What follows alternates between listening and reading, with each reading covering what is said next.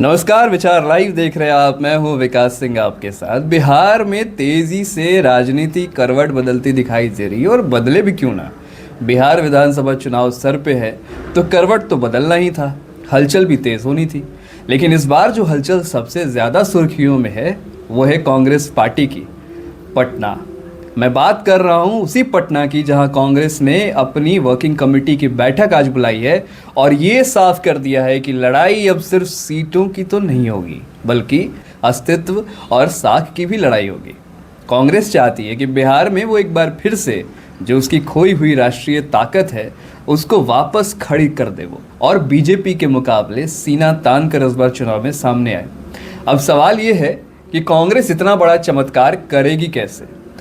दोस्त, आप समझने की कोशिश करिए कि कांग्रेस की रणनीति दो लेयर में बटी हुई है। पहला है राष्ट्रीय मुद्दे, वही मुद्दे जिसमें कांग्रेस लगातार बीजेपी पर निशाना साध रही है। वोट चोर, गद्दी छोड़, भ्रष्टाचार, आरक्षण, इन सवालों पर लगातार कांग्रेस मोदी सरकार को घेर रही है। लेकिन दूसरा है स्थानीय मुद्दे जो बिहार के वोट बैंक से सीधे जुड़े हैं, खास करके ओबीसी और अति पिछड़ा वर्ग जिनकी आबादी 63% से भी ज़्यादा है। वही अति पिछड़ा वर्ग जो नीतीश कुमार का कोर वोट बैंक है। राहुल गांधी ने अपनी वोटर अधिकार यात्रा के दौरान ये मैसेज पहले ही दे दिया था कि अब कांग्रेस महागठबंधन में किसी के सामने झुकने वाली नहीं है। तेजस्वी यादव को सीएम फेस न मानने का निर्णय हो या फिर पप्पू यादव को नजदीक लाने की कवायद हो, कांग्रेस संकेत दे रही है कि इस बार खेल जो है वो कायदे से और नियमों से खेला जाएगा।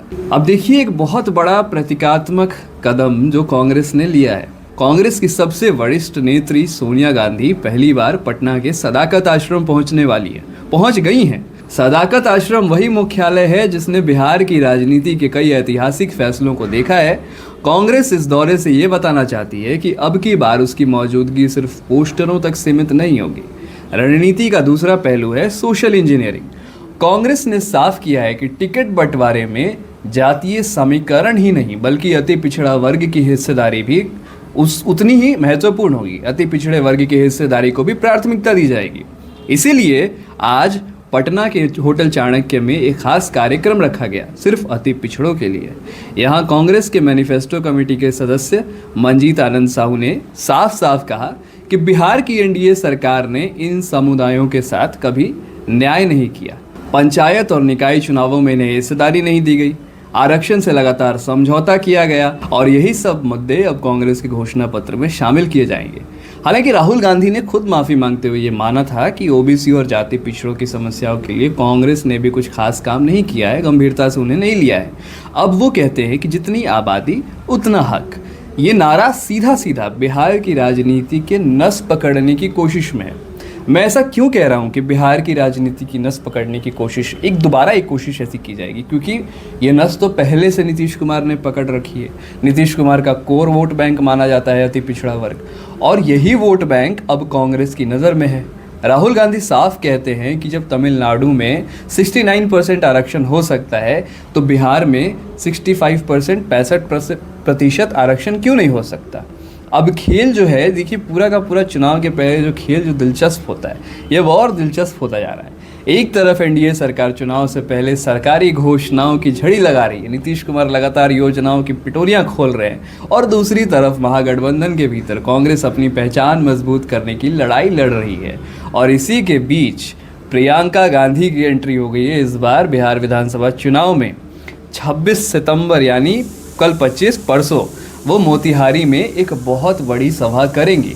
ये कांग्रेस का सीधा मैसेज है कि बिहार में उनकी मौजूदगी अब केवल राहुल गांधी तक सीमित नहीं रहेगी। राहुल गांधी तक तो पहले भी सीमित नहीं थी।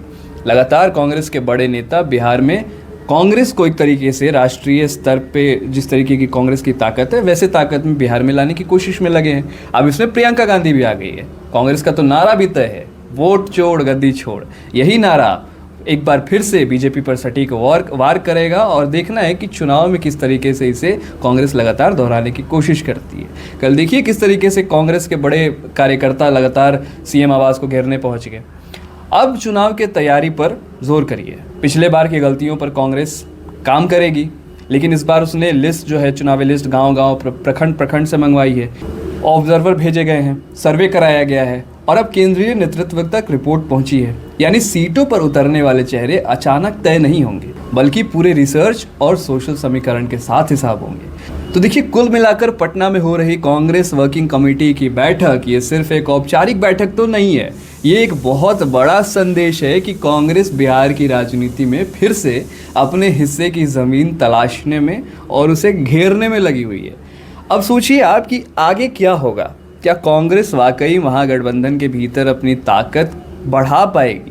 क्या अति पिछड़ा वोट बैंक नीतीश कुमार से खिसक कर राहुल गांधी के साथ आएगा? कितनी आसानी से राहुल गांधी जो बोल रहे हैं ये हो पाएगा? या फिर एनडीए की घोषणाओं की बौछार कांग्रेस के सारे दांव पर भारी पड़ जाएगी? इन सवालों का जवाब तो अब देखिए चुनावी नतीजे ही देंगे, लेकिन इतना तय है कि बिहार का ये चुनाव महज सीटों का जंग नहीं, बल्कि कांग्रेस के लिए साख और अस्तित्व का जंग भी है। विचार लाइव पर आप सुन रहे थे विकास सिंह को। अपने विचार, इस पूरे खबर से जुड़े अपने विचार हमें कमेंट में ज़रूर बताते जाइएगा। बहुत बहुत धन्यवाद।